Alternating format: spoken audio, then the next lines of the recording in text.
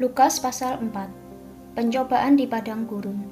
Yesus yang penuh dengan Roh Kudus kembali dari sungai Yordan lalu dibawa oleh Roh Kudus ke padang gurun. Di situ ia tinggal 40 hari lamanya dan dicobai iblis. Selama di situ ia tidak makan apa-apa dan sesudah waktu itu ia lapar. Lalu berkatalah iblis kepadanya, "Jika engkau anak Allah, suruhlah batu ini menjadi roti." Jawab Yesus kepadanya, "Ada tertulis, manusia hidup bukan dari roti saja." Kemudian ia membawa Yesus ke suatu tempat yang tinggi dan dalam sekejap mata ia memperlihatkan kepadanya semua kerajaan dunia. Kata iblis kepadanya, "Segala kuasa itu serta kemuliaannya akan kuberikan kepadamu, sebab semuanya itu telah diserahkan kepadaku dan aku memberikannya kepada siapa saja yang kukehendaki. Jadi jikalau engkau menyembah aku, seluruhnya itu akan menjadi milikmu." Tetapi Yesus berkata kepadanya, "Ada tertulis, engkau harus menyembah Tuhan Allahmu dan hanya kepada Dia sajalah engkau berbakti." Kemudian ia membawa Yesus ke Yerusalem dan menempatkan dia di bubungan bait Allah, lalu berkata kepadanya, "Jika engkau anak Allah, jatuhkanlah dirimu dari sini ke bawah, sebab ada tertulis, mengenai engkau ia akan memerintahkan malaikat-malaikatnya untuk melindungi engkau, dan mereka akan menatang engkau di atas tangannya supaya kakimu jangan terantuk kepada batu." Yesus menjawabnya, katanya, "Ada firman, jangan engkau mencobai Tuhan Allahmu." Sesudah iblis mengakhiri semua pencobaan itu, ia mundur daripadanya dan menunggu waktu yang baik. Yesus kembali ke Galilea. Dalam kuasa Roh, kembalilah Yesus ke Galilea, dan tersiarlah kabar tentang Dia di seluruh daerah itu. Sementara itu, ia mengajar di rumah-rumah ibadat di situ, dan semua orang memuji Dia. Yesus ditolak di Nazaret. Ia datang ke Nazaret tempat ia dibesarkan dan menurut kebiasaannya pada hari Sabat ia masuk ke rumah ibadat lalu berdiri hendak membaca dari Alkitab.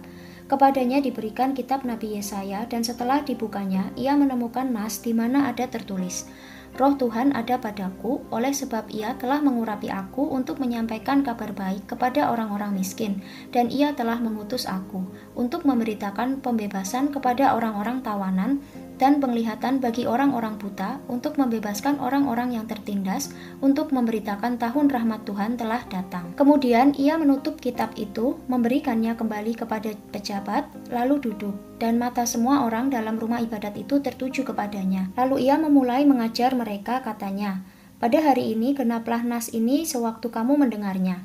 Dan semua orang itu membenarkan dia dan mereka heran akan kata-kata yang indah yang diucapkannya. Lalu kata mereka, "Bukankah ia ini anak Yusuf?" Maka berkatalah ia kepada mereka, "Tentu kamu akan mengatakan pepatah ini kepadaku, 'Hai tabib, sembuhkanlah dirimu sendiri. Perbuatlah di sini juga di tempat asalmu ini segala yang kami dengar yang telah terjadi di Kapernaum.' Dan katanya lagi, 'Aku berkata kepadamu, sesungguhnya tidak ada nabi yang dihargai di tempat asalnya. Dan aku berkata kepadamu, dan kataku ini benar. Pada zaman Elia terdapat banyak perempuan janda di Israel ketika langit tertutup selama 3 tahun dan 6 bulan, dan ketika bahaya kelaparan yang hebat menimpa seluruh negeri. Tetapi Elia diutus bukan kepada salah seorang dari mereka, melainkan kepada seorang perempuan janda di Sarfat di tanah Sidon. Dan pada zaman Nabi Elisa banyak orang kusta di Israel dan tidak ada seorang pun dari mereka yang ditahirkan selain daripada Naaman orang Syria itu." Mendengar itu sangat marahlah semua orang yang di rumah ibadat itu.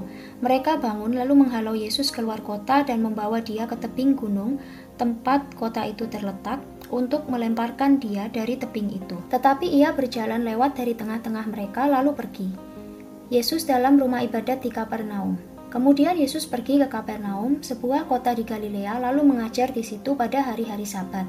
Mereka takjub mendengar pengajarannya sebab perkataannya penuh kuasa. Di dalam rumah ibadat itu ada seorang yang kerasukan setan dan ia berteriak dengan suara keras, "Hai engkau Yesus orang Nazaret, apa urusanmu dengan kami? Engkau datang hendak membinasakan kami? Aku tahu siapa engkau, yang kudus dari Allah." Tetapi Yesus menghardiknya, katanya, "Diam, keluarlah daripadanya." Dan setan itu pun menghempaskan orang itu ke tengah-tengah orang banyak, lalu keluar daripadanya dan sama sekali tidak menyakitinya. Dan semua orang takjub lalu berkata seorang kepada yang lain, katanya, "Alangkah hebatnya perkataan ini, sebab dengan penuh wibawa dan kuasa ia memberi perintah kepada roh-roh jahat dan mereka pun keluar." Dan tersebarlah berita tentang dia kemana-mana di daerah itu. Yesus menyembuhkan ibu mertua Simon, Petrus, dan orang-orang lain. Kemudian ia meninggalkan rumah ibadat itu dan pergi ke rumah Simon. Adapun ibu mertua Simon demam keras, dan mereka meminta kepada Yesus supaya menolong dia. Maka ia berdiri di sisi perempuan itu, lalu menghardik demam itu, dan penyakit itu pun meninggalkan dia. Perempuan itu segera bangun dan melayani mereka. Ketika matahari terbenam, semua orang membawa kepadanya orang-orang sakitnya yang menderita bermacam-macam penyakit. Ia pun meletakkan tangannya atas mereka masing-masing dan menyembuhkan mereka. Dari banyak orang keluar juga setan-setan sambil berteriak, "Engkau adalah Anak Allah." Lalu ia dengan keras melarang mereka dan tidak memperbolehkan mereka berbicara, karena mereka tahu bahwa ia adalah Mesias. Yesus mengajar di kota-kota lain. Ketika hari siang, Yesus berangkat dan pergi ke suatu tempat yang sunyi. Tetapi orang banyak mencari dia, lalu menemukannya dan berusaha menahan dia supaya jangan meninggalkan mereka.